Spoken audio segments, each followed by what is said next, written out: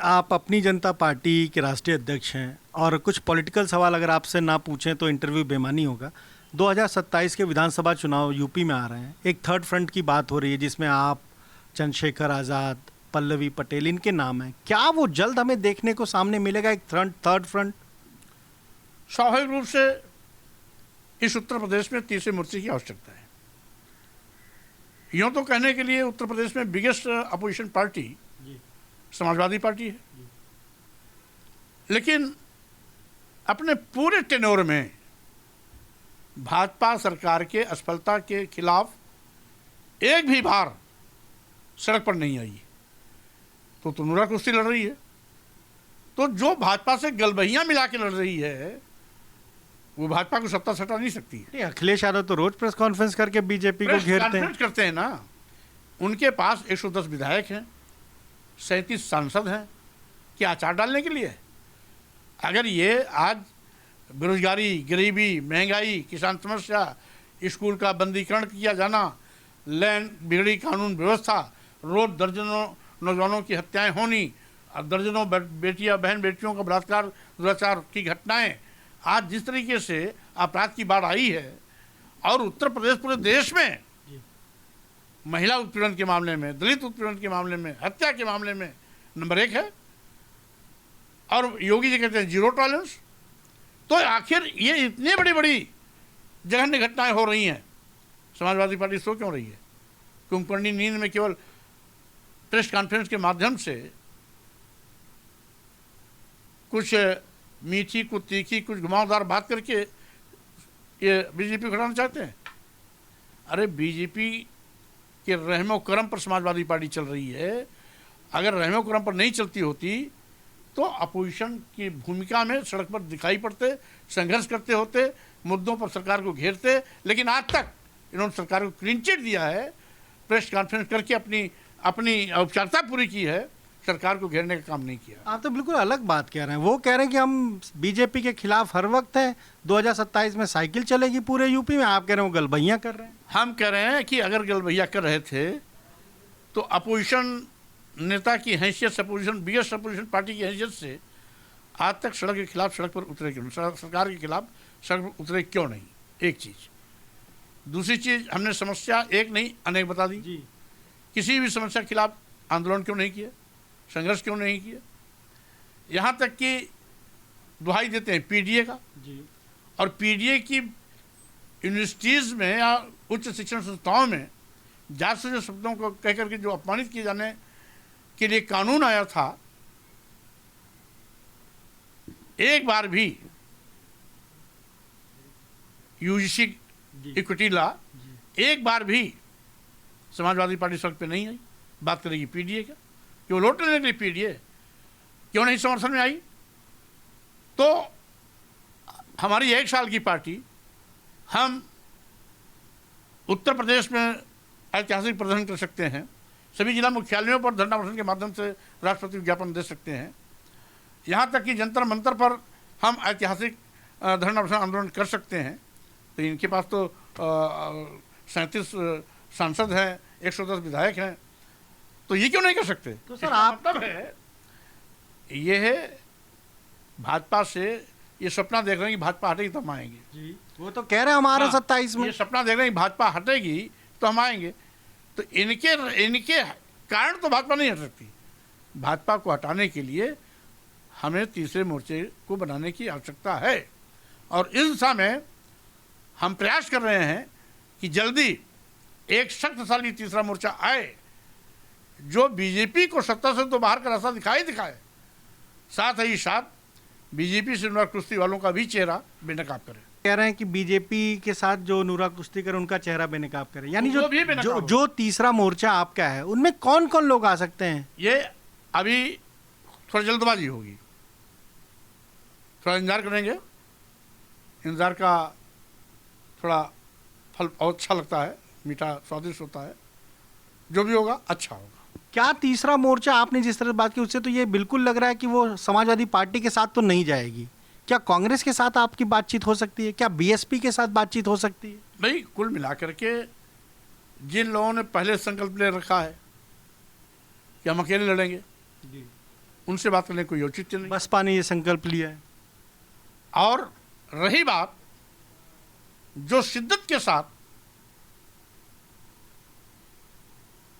देश को भाजपा के कुशासन से बचाना चाहते हैं, ऐसी मानसिकता के लोगों को हमारी कोशिश होगी कि एक मोर्चा बना के हम तीसरे फ्रंट की तैयारी करें और तीसरे फ्रंट के माध्यम से भाजपा जो आज सारी समस्याओं की जड़ हो चुकी है, देश प्रदेश के लिए अभिशाप साबित हो रही है, संविधान विरोधी काम कर रही है, यहाँ तक कि संवैधानिक SC ST OBC को जो आरक्षण मिला था शून्य निष्प्रभावी कर दिया, सरकारी नौकरियां खत्म कर दी, नौजवान बेरोजगार हो गए, किसान तबाह हो चुका, आज शिक्षा महंगी हो गई, स्कूल बंद हो रहे हैं, बिगड़ी कानून व्यवस्था है।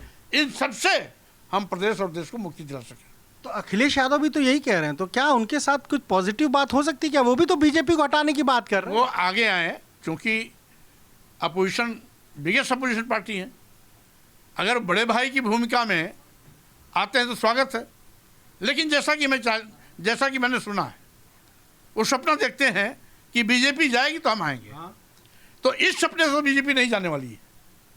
बीजेपी को हटाने के लिए आप कर क्या रहे हो?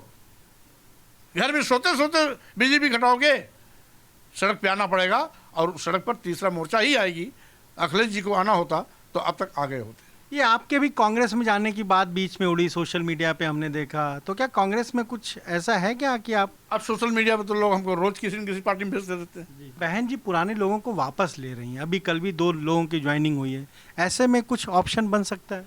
वो किसी को वापस नहीं ले रही हैं, वो टिकटार्थी कोई जा रहा है उसकी पीठ थपथपा रही है। अच्छा, किसी को ले नहीं रही हैं। अच्छा, टिकटार्थी से मिल रही हैं और उसके लिए दरवाजे खुले हैं। सर एक सवाल ये है कि जब आप बीजेपी के साथ थे, फिर आप छोड़ के चले गए, फिर सपा के साथ आए और जो कुछ हुआ सबको पता है, फिर MLC बने, आपने वो भी छोड़ दिया। आपको कहीं रिग्रेट होता है कि यार अगर मैंने अपनी पार्टी बनाई होती तो आज जिस तरह से ओम प्रकाश राजभर हैं, संजय निषाद हैं, या हम कहें कि अनुप्रिया पटेल की पार्टी है, आप भी सरकार का एक हिस्सा होते लेकिन अपनी ताकत के साथ? एक रिग्रेट होती है जो आप बीजेपी में चले गए? देखिए, राजनीति में उतार और चढ़ाव आते और जाते रहते हैं। मैं संघर्ष में विश्वास करता हूँ और संघर्ष से ही निकल के आया हूँ। जी। राजनीति में मेरा कोई माई बाप नहीं था। जी। हम संघर्ष के बलबूते पर ही इस ऊंचाई तक पहुंचा हूँ, इस मुकाम तक आया हूँ। आज भी संघर्ष में मैं विश्वास करता हूँ। मैंने विचारों से कभी समझौता नहीं किया। जब जब विचारों से मतभेद हुआ, मैंने नया रास्ता चुना, और जब देखा कि वैचारिक टकराहट एक नहीं बार हो रही है, तो मैंने वैचारिक आधार पर ही पार्टी बना ली। अपनी जनता पार्टी बाबा साहब डॉक्टर अम्बेडकर और मानवर कांशीराम के विचारों की संवाहक है। मानवर कांशीराम जी ने इस देश के जिस बहुजन समाज के सम्मान स्वाभिमान को जगा करके राजनीति के माध्यम से हुक्मरान बनाया था, अपनी जनता पार्टी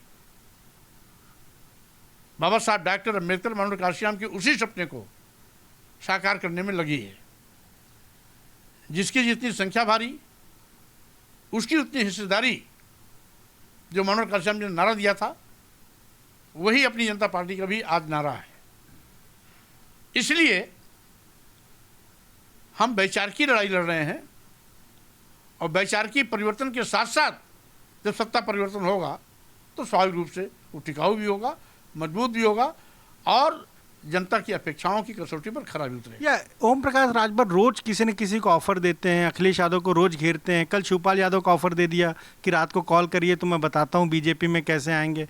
बात कह रहे हैं समाजवादी पार्टी में टूट हो जाएगी, TMC में टूट हो गई, शिवसेना उद्धव गुट में टूट हो गई। आपको लग रहा है कि समाजवादी पार्टी में भी टूट हो सकती है उत्तर प्रदेश के लिहाज से अगर हम देखें? देखिए, जब केंद्र सरकार लोकतंत्र की हत्या पर आमादा ही है, और बारी बारी से जिसको भी तोड़ना चाहा तोड़ा है,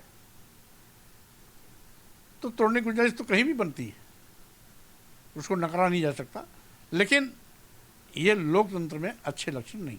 मतलब सपा में भी टूट हो सकती है आपको लग रहा है, क्योंकि आप काम करके आए समाजवादी मैं पार्टी। कुल मिलाकर के भारतीय जनता पार्टी जिस तरीके से राजनीतिक पार्टियों को तोड़ने का लगातार षड्यंत्र करती आ रही है, उसको देख करके ये कहा जा सकता है कि उस खतरे से कोई भी बचा नहीं। सर आपने एक बात की, अखिलेश यादव नहीं उतरते हैं बीजेपी के खिलाफ सड़क पे, इतने मुद्दे आपने गिनाए, तो शायद, और आप उतर रहे हैं, आपको शायद ईडी सीबीआई का डर नहीं है, उनको शायद ईडी सीबीआई का डर है, इस वजह से नहीं उतरते। अब क्या डर है क्या नहीं है ये तो अखिलेश जी बेहतर जानते होंगे, हम पे उस पर कुछ नहीं बोलना है। लेकिन हाँ इतना जरूर है कि बिगेस्ट अपोजिशन पार्टी होने के नाते जिस भूमिका में उनको जनता देखना चाहती थी, उस भूमिका की कसौटी पर वो खड़े नहीं उतरे। एक आखिरी सवाल, आप सरकार के पूर्व मंत्री रहे, सरकार का 4.5 साल का काम हो गया, आप कह रहे हैं कुछ काम नहीं हुआ, क्या सलाह देंगे? देखिए, भाजपा से तो लोगों को उम्मीद करनी ही नहीं चाहिए।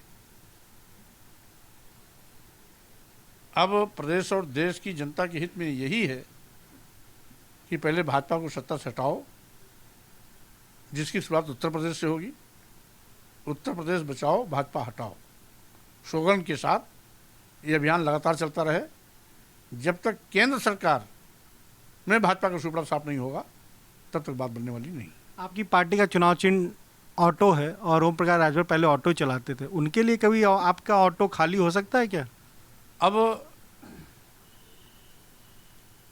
पहली बात तो वो सरकार में है, वो खुद दूसरों की पार्टी तोड़वाने में भी लगे हुए हैं, तो अभी तो इस प्रकार की कोई कहीं दूर दूर तक गुंजाइश नहीं है।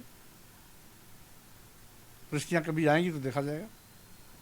तो ये आपने सुना क्या कहना है सरकार के पूर्व मंत्री और अपना जनता पार्टी के राष्ट्रीय अध्यक्ष स्वामी प्रसाद मौर्य का, साफ तौर पर कह रहे हैं कि जिस तरीके से यूपी की इस वक्त स्थिति है, जो मोस्ट लीडिंग अपोजिशन है, जो लार्जेस्ट जिसके मेंबर्स हैं, उसे सड़क पर उतर के प्रोटेस्ट सरकार के खिलाफ करना चाहिए, लेकिन ऐसा वो अपोजिशन पार्टी नहीं कर रही है और आने वाले समय में तीसरा मोर्चा ही यूपी में एक बड़ा विकल्प बनकर सामने आएगा। कैमरे से प्रमोद के साथ अनुभव शुक्ला, न्यूज़ लीडर, लखनऊ।